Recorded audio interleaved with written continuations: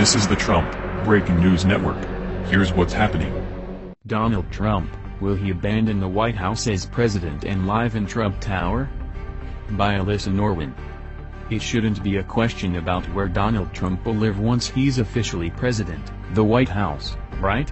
Well, for a president-elect who's used to his usual comforts, this would be a big change, and he's actually considering only living in D.C. part-time, according to a new report.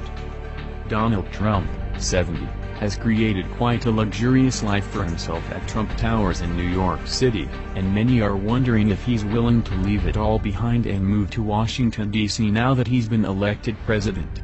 It's, of course, expected that Trump and his family will move to 1600 Pennsylvania Avenue when he's inaugurated in January, but that might not actually be the case.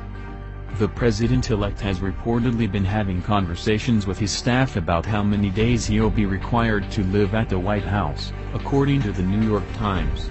The paper reports that Donald told his advisors he wants to continue spending time in New York while he can, that is on weekends, which means he won't live full-time in the nation's capital.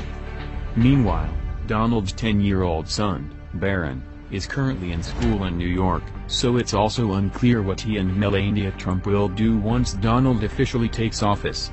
There were similar questions about what Michelle Obama, whose kids were in school in Chicago when Barack Obama was elected president, would do in 2008.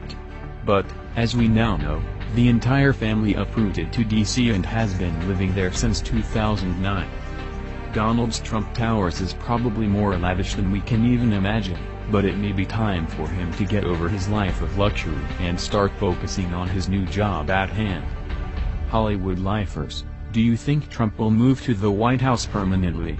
Or will he still spend a lot of his time in New York? This has been the Trump Breaking News Network. Please subscribe and share to stay up to date on the latest news about our president. Be informed.